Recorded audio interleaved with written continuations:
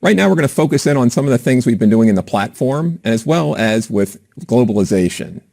Acumatica has been making great strides with making low-code, no-code part of the standard operating procedure when it comes to matching workflows. And in terms of globalization, we've introduced even more features to make it possible for companies to do business cross-border. In the example that we're going to be doing today on this demonstration, you'll see here that I have two companies. Jessica is going to be in my Canadian company, and I'm going to be here in the U.S. The Canadian company is going to be purchasing goods from the manufacturer in the U.S., and the cross-country sales operation is going to automatically create sales orders, purchase receipts, and AP bills so that the paperwork is done behind the scenes. Companies need the paperwork, but they don't need the paper and the hassle. Acumatica is going to handle it all automatically. So Jessica, why don't you get us started off on our scenario here? Thank you, Doug. To begin this intercompany and multi-currency scenario, I am going to be a purchasing manager operating in a Canadian entity. We have a sister company in the US, so we will go out and generate a purchase order to bring in inventory from our sister company. On my purchase order, you can see that I have my vendor here, which is our US sister company or the retail company. You can also see that I've added my line item, and we are expecting to receive this in to the Toronto warehouse. Also note that this order is in Canadian dollars, so Acumatica can now support operating in multiple base currencies in different companies. Now, what I'm going to do is help my sister company out by actually going through the process of taking this order off of hold. We'll send it along through an approval, but we're actually going to generate the sales order for our sister company to perform that intercompany work. So all I have to do is generate the sales order, and Acumatica does the work for me. We're now going through the process of creating that SO, or the sales order, in the US entity. So let's take a look at what our US company receives on their side. Doug? I've now switched hats and I'm being a shipping clerk in the US. In my orders to ship, I see that in my dashboard I have an order here for my Canadian partner. I'll go ahead and open up this order, and you can see it's a standard shipping process that I need to follow. I'll go ahead and create a shipment. Notice that it's in Canadian dollars, so this is a little bit different. After I create the shipment, I'm going to go ahead and confirm it, and then I'm going to go ahead and send it over to accounting to prepare an invoice. And once that's done, I'm going to go ahead and release the invoice. You'll notice that we have these new timers and taskbars over here giving me a status of how the operation is going. So now in the US company, I've done my shipping.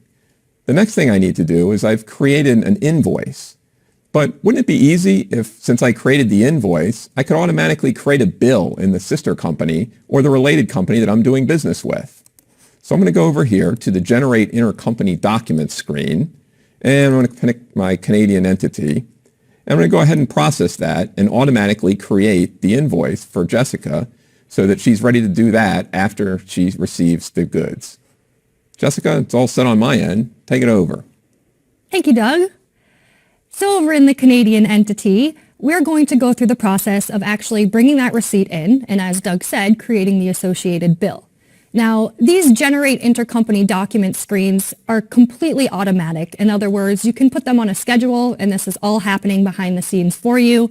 I am simply going to actually go through the process of generating this receipt. And we're ready to bring those goods into the warehouse. So to do that, I will take you over to my receiving clerk dashboard. And of course, we know that we do have a PO receipt awaiting to be brought into our Toronto warehouse. Here I have my purchase order, number 1592. And at this point, we are going to enter that PO receipt into the system. And now really the final step in our process is just making sure that that bill gets confirmed for payment. So over in my bills and adjustments, you can see that the bill, again, has already been generated automatically. No need for me to do the behind-the-scenes accounting work to make sure that our intercompany transactions and journal entries are being created appropriately. So at this point, we've done an intercompany transaction between Canada and the US. And of course, there's a lot of behind-the-scenes reporting taking place as well that Acumatica can provide to all of our customers to give you insight into these types of operations. Let's send it over to accounting so we can take a look at the culmination of this example. Over in accounting, we'll be able to run reports now, profit and loss and balance sheets and anything else using the financial report writer. Now, one thing that's a lot different about this report than you've seen in the past, we have a mix of currencies up top. We have Canada and Canadian dollars and US dollars, and we have the US companies as well. The benefit of having different base currencies in the same tenant is that now I can get these reports and drill down into the details in real time. You didn't used to be able to do that. The other thing that's nice about having these related entities in the same tenant is that the same customers, vendors can be utilized. You don't have to enter the data in two separate tenants. In addition, inventory items are just another example of things that makes it much easier to use. My balance sheet is very similar to the profit and loss report. I can get a balance sheet that shows things in US dollars, my base currency and the company that I'm in. And then you can see how things are in Canadian dollars as well if you want to drill down to the details in real time. Now, in addition to multiple base currencies, we have another exciting feature to announce, and that is that the Canadian localization is now part of the core product.